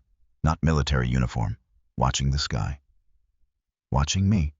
Watching you specifically. She circled once, fuel warning, creeping toward amber wing damage, groaning with every bank, and looked down at a man standing perfectly still outside a 40-year-old bunker, while 6 trapped soldiers and 1 furious granddaughter tore apart everything he'd spent 4 decades protecting. Gerald Ashcroft. She didn't know the name yet. She would within the hour. Right now he was just a shape small and pale against red rock, watching the sky. The way a man watches something he'd always known would eventually come for him. Ray, she said, voice gone very quiet. I think I found who killed my grandfather. Say again. There's a facility down here, Ray. Old, hidden. And there's a man standing outside it who isn't running, isn't hiding, just watching me fly. Like he's been expecting this exact moment for 40 years. Static long enough that she wondered if the signal had dropped. Harper, Ray said finally, voice thick. Don't do anything you can't undo. Whatever's down there, whatever he did, the black box does the talking now. Not you. Not a gun. She thought about that. About her grandfather refusing an order in a room full of men who wanted him quiet. about herself signing a confession to protect a man she loved, instead of fighting a truth that would have protected them both. Some inheritances she was starting to understand were about what you refused to become, not just what you were given. "Copy A-10," she said. "Let the truth do the talking." She made the call that mattered more than any shot she'd fired that morning. "Wolfhound, actual Warthog. I'm diverting fire from the ground element to cover your extraction instead. Dead. Can you move on my mark?" "Say again, Warthog, that structure isn't going anywhere, Cole. You are. Move on my mark." A pause short this time, decision made fast. The way good operators made decisions when the moment demanded it. "Copy. Ready to move. Mark."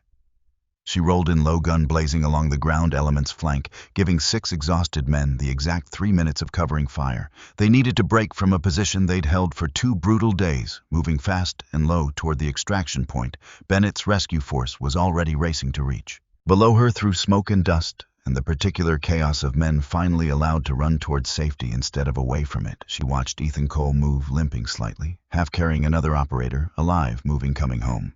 The rescue force arrived 9 minutes later. 9 minutes that felt like 9 years. Fuel warning light, solid amber, now wing damage worse with every maneuver. But she stayed on station, circling, covering, refusing to leave, until the last helicopter lifted clear of the canyon floor with 6 men aboard instead of 5. Because that's what the number had almost become. In the chaos of the final extraction, a round caught Specialist Delgado in the leg badly enough that for one long, terrible minute, nobody was sure he'd make the helicopter at all. Harper watched it happen from above, helpless in the particular way pilots are always helpless. Once the fight moves to ground level, close enough to see too far, to reach every instinct, screaming at hands that had nothing left to do but keep circling, keep covering, keep buying seconds with a gun that was running low on ammunition and a fuel gauge that had stopped pretending things were fine. Man down, man down. We need immediate extraction on Delgado." "Warthog copies. I'm on station. Keep moving. I've got your flank." Except Ethan didn't wait for the helicopter. Because that's who Ethan Cole had always been, the kind of man who went back in between. His going back and Harper's gun, keeping the ground elements heads down, Delgado made it aboard, breathing, bleeding, but breathing. She watched Ethan carry him the last 20 yards, half dragging, half lifting, moving through open ground, that her guns were the only thing making survivable. And something in her chest went tight and proud and terrified all at the same time, the particular cocktail of feelings reserved for watching someone you love do something brave and reckless and exactly infuriatingly right. "Warthog, this is Wolfhound Actual. All 6 accounted for. Repeat, all 6 aboard, wheels up." Harper felt something release in her chest that had been clenched tight for 4 days. "Copy that, Wolfhound. Good flying." "Good flying yourself, Harper." A pause, static, crackling with everything neither of them had time to say yet. "Go home. I'll see you there." She watched the helicopters climb out of the canyon dust and smoke trailing behind them, 6 men who would live to see tomorrow, because one battered old jet had refused one more time to be anything less than enough. She didn't go home. Not yet. Because down on that canyon floor, Gerald Ashcroft was still standing beside a bunker that held 40 years of buried truth and a black box that might or might not still be capable of speaking. Might be the only thing on earth that could finish what her grandfather started. And she'd nearly finished the same way, with a confession signed under pressure instead of a truth told out loud. Fuel critical. Wing compromised. She had maybe 6 minutes of flying left in her before the choice got made for her by physics instead of will. Because here was the truth she didn't have time to fully sit with, not at 600 feet with a damaged wing and a dying engine gauge, landing on broken ground in a compromised aircraft killed pilots more reliably than almost anything else in aviation. Her instructors had drilled that into her a dozen different ways, a dozen different classrooms, always circling back to the same core lesson. Controlled flight into the ground, doesn't care how brave you were on the way down. Except her grandfather hadn't gotten a choice about how his story ended. She still had one. Small, narrow, terrifying, but hers. She picked her spot fast. A flat shelf of rock a quarter-mile from the bunker. The least broken ground in a canyon built entirely out of broken ground, and committed to it the way you commit to anything that only works if you stop hesitating halfway through. She set the jet down hard, the kind of landing her instructors would have called reckless, and her grandfather would have called exactly the kind of flying that got results skidding hard across uneven ground before the jet finally shuddered to a stop, smoking done but down, and so was she. Ashcroft hadn't moved. Even as she climbed out of the cockpit weapon drawn from the survival kit Ray insisted on packing, even as she crossed the quarter-mile of broken rock between the jet and the bunker, with her legs shaking from adrenaline and landing G-force both. He stood exactly where he'd been standing, an old man in an expensive coat that didn't belong anywhere near this canyon. "Frank Doyle's granddaughter," he said when she was close enough to hear him without shouting. "I wondered when the flight logs started moving again, whether it would be you. You knew my grandfather. I ordered this. He refused to fly." Ashcroft's voice was calm, almost gentle, the voice of a man who'd made peace with his own history decades ago and simply waited for someone else to catch up. "A weapons test off of the books funded through channels that don't officially exist. Your grandfather flew reconnaissance over this canyon and refused to authorize the strike once he understood what we were actually testing here. Said it violated everything he'd sworn an oath to protect. So you killed him." I made a phone call. Other people did the rest. That's usually how these things work. The man who gives the order rarely has to hold the wrench. He said it so plainly, so without apparent guilt, that for a moment Harper couldn't tell if she was more furious at the confession or at the calm with which he delivered it. 40 years of practice, smoothing every jagged edge off a truth that should have cost him everything decades ago. "Whitfield worked for you." Whitfield worked for whoever paid best, same as most men in his position eventually do. He ran your hearing 4 years ago because I asked him to. I recognized your name the moment it crossed a routine flag on my old networks, Doyle, applying for reinstatement of flight status after an inquiry that smelled exactly like the one that buried your grandfather. I couldn't have that inquiry go anywhere near a real investigation. So Whitfield made sure it didn't. You've been watching my family for 40 years. I've been protecting an investment for 40 years, Ms. Doyle. Your family simply kept intersecting with it." He tilted his head slightly, studying her, the way a man studies a puzzle piece he hadn't expected to see again. "Your grandfather could have taken the money. I offered before the phone call, before any of this became necessary. He refused that too. Some men can't be bought and can't be reasoned with, and history rarely remembers how expensive that particular combination turns out to be for everyone around them. He wasn't expensive. He was honest.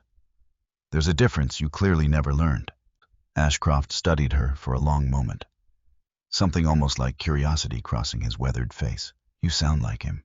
Same cadence.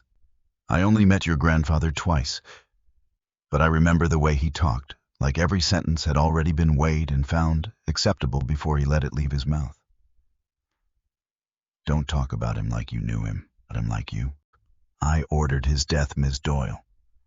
In a sense, I knew him better than most people ever got the chance to. You learn a great deal about a man from the precise moment he refuses to bend."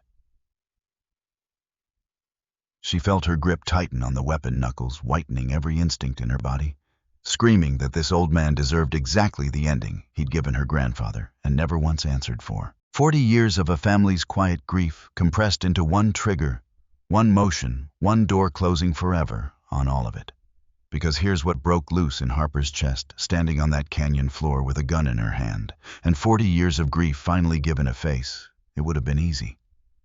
Easier than anything she'd done all week. One motion, one choice, and Gerald Ashcroft would finally pay for exactly what he'd taken from her family with something other than an old man's calm confession. Her finger found the trigger guard, just rested there, testing the weight of the choice. The way she'd once tested wind value before a difficult shot. Assessing, calculating, feeling the pull of an answer that would solve everything in under a second and cost her everything for the rest of her life. Except her grandfather refused an order because it was wrong. Not because it was convenient. Not because revenge felt righteous in the moment. And she'd promised Ray the truth would do the talking. Not a gun. "You're going to answer for this," she said, voice steadier than her hands. "In a courtroom, in front of people who deserve to hear exactly what you did and why." Ashcroft almost smiled. You could end this so much faster. I could. I'm not going to. She kept the weapon leveled steady, patient. My grandfather refused to become the kind of man who follows an order just because it's easier than resisting one. I'm not going to become the kind of woman who takes a shot just because it's easier than a trial. Sentiment, Ashcroft said, won't undo 40 years. No, Harper agreed, but it'll outlive you a lot longer than a bullet would have. For the first time since she'd crossed that quarter-mile of broken rock, something shifted in the old man's composure. Not fear exactly, but the particular unsteadiness of a man who'd planned for every ending, except the one where his enemy chose to be better than him. Sit down, Shimo-san, she said. Hands where I can see them. We're going to wait here together until somebody with a badge arrives to do this properly. He sat slowly on an overturned crate that had probably been sitting in that exact spot since before Harper was born. And for the next 40 minutes, neither of them said another word. Two people bound together by a canyon that had waited 4 decades to finish this particular conversation. Bennett's team reached the bunker 40 minutes later, following the emergency beacon from her downed jet, and found Gerald Ashcroft sitting calmly on an overturned crate while Harper Doyle stood guard with a weapon that never once needed to fire. Inside the bunker, buried under decades of dust, they found records that would take federal investigators the better part of a year to fully untangle a weapons program abandoned, but never properly decommissioned, a paper trail of payments and silences, stretching back 4 decades and enough corroborating evidence to finally formally completely close the case on Frank Doyle's death. Whitfield was found 11 days later, crossing a border checkpoint under a name that hadn't held up to modern scrutiny the way it might have decades earlier. He didn't fight extradition. Men who spend a lifetime protecting other people's secrets rarely have the stomach left to protect their own once the weight finally comes due. Lieutenant Pharaoh Bennett's aide was cleared within the same week. His access logs showed nothing but routine traffic, and the proxy trail that had briefly made him a suspect turned out to run nowhere near his credentials at all. I took the accusation better than most men would have, all things considered, and stayed on Bennett's staff through the whole investigation. Without once asking for an apology, he clearly felt entitled to. Bennett gave him one anyway. In private, this kind of quiet correction good officers make when they've let suspicion fall somewhere it didn't belong. Ashcroft's trial would take the better part of 2 years to reach a verdict, dragging through motions and appeals and the particular grinding patience the justice system demands of people waiting for a truth to finally be spoken in a room built for exactly that purpose. Harper testified twice. Both times, she brought a photograph of a man 31 years old forever and set it on the table in front of her while she spoke so that Frank Doyle could be present in whatever way a photograph lets the dead attend their own reckoning. They found the black box too, eventually not in the bunker, but exactly where Bennett predicted, behind a panel in the jet's gun bay, damaged by 40 years and 1 hard landing, but not destroyed, its recording chip, miraculously, impossibly intact. It took the investigators 3 days to recover the audio. 3 days in which Harper barely left the base. Sleeping in fits on a cot, Bennett arranged for her checking on Ethan's recovery each morning, checking on the technician's progress each afternoon, caught in a strange suspended place between a mission finished and a truth not yet fully spoken. On the 3rd day, a technician found her in the hallway outside the lab and simply nodded once, and that nod told her everything before he said a single word. She listened to it alone in a quiet room at the base hospital, where Ethan was still recovering from exhaustion and dehydration. Headphones pressed tight against her ears while a technician monitored levels on a screen she didn't look at. Her grandfather's voice, 31 years old forever, and here impossibly alive again, in the specific way recorded voices manage to resurrect a person for exactly as long as the tape runs. Static first. Then, this is Captain Frank Doyle logging this recording independently of official channels because I don't trust the official channels anymore. I've been ordered to authorize a strike I believe violates the laws I swore to uphold. I'm refusing that order. If anything happens to me in the days following this refusal, I want whoever finds this to know it wasn't an accident. A pause. The particular silence of a man deciding how much more to say, while a recorder ran, and the clock, unbeknownst to him, was already counting down towards something he couldn't have fully imagined. Ashcroft's operation is testing something in Blackthorn Pass that has no business existing outside a properly authorized program. I've seen the test data. I've seen what it does to the terrain, and I don't want to imagine what it would do to people. I was told my objections were noted and would be handled. I don't trust what handled means, coming from men like these. Another pause longer this time, and when he spoke again, his voice had changed.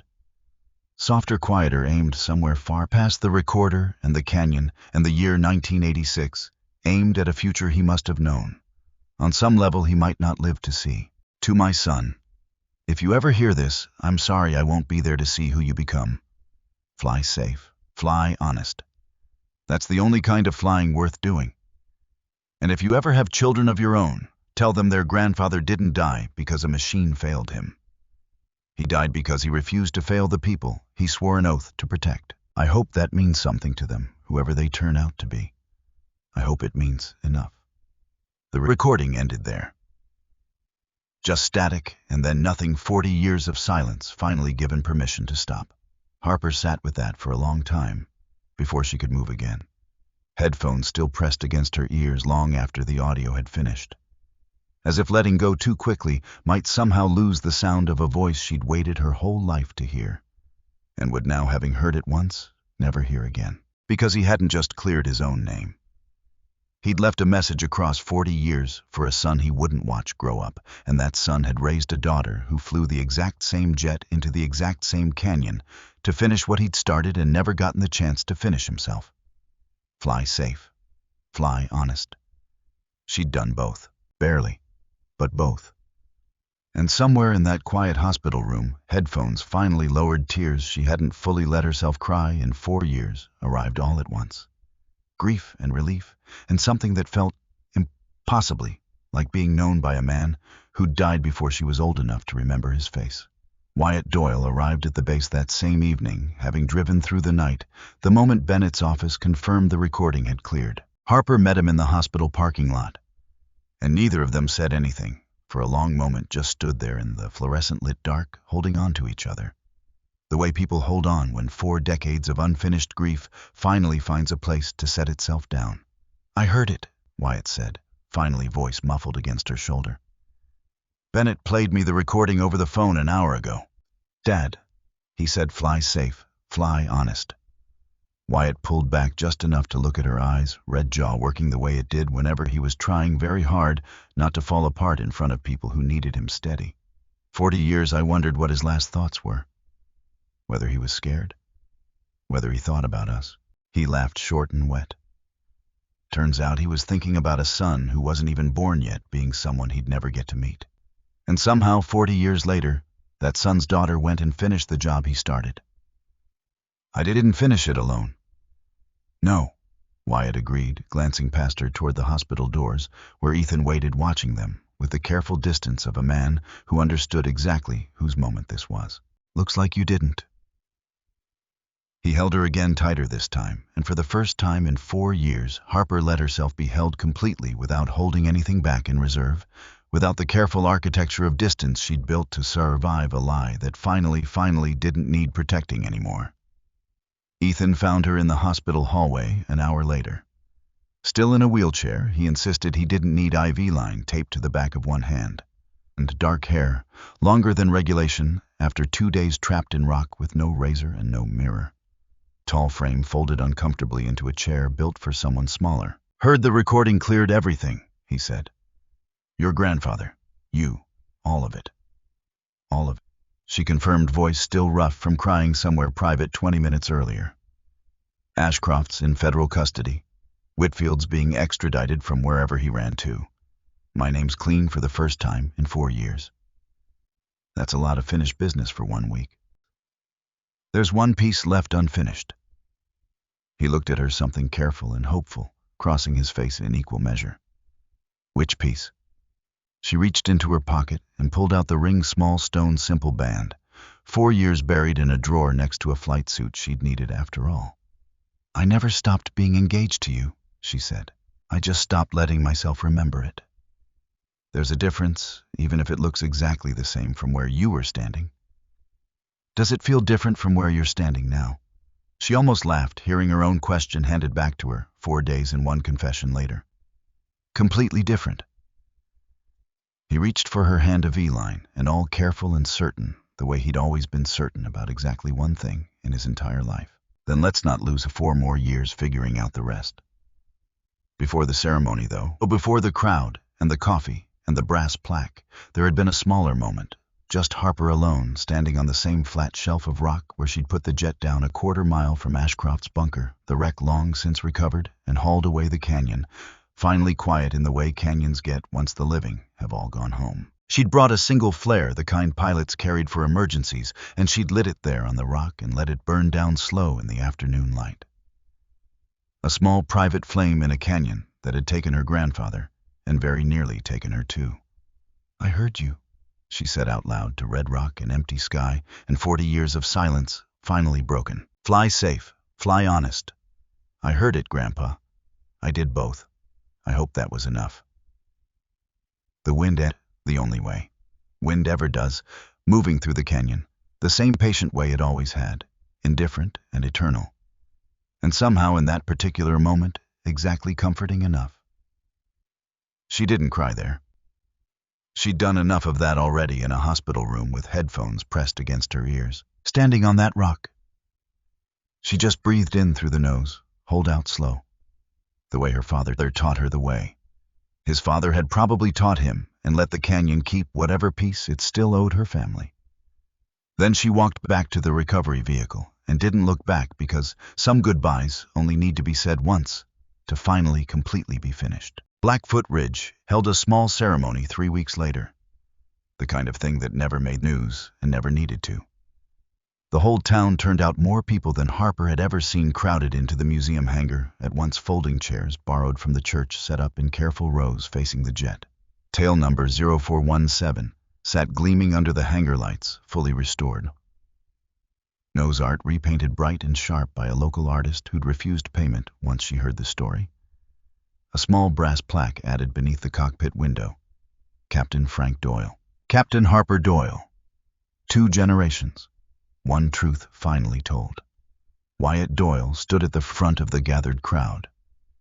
Older than Harper remembered him, looking prouder than she'd ever seen him look, and read a short passage from his father's recovered logbook out loud to a town that had spent 4 years, wondering what secrets the quiet mechanic at the Aviation Museum had been carrying. His voice shook only once right at the end, reading the words, "Fly safe, fly," honest to a crowd that had no idea yet how much those 3 words had cost, and how much they'd finally been worth. A few of the older veterans in the crowd, men who'd flown other wars, other decades, other canyons with other names, removed their caps without being asked, the particular quiet courtesy of people who understood exactly what kind of truth had just been read aloud, even without knowing every detail behind it. Ray stood beside the jet, with his hand resting flat against the fuselage, the way he always did, like greeting an old friend.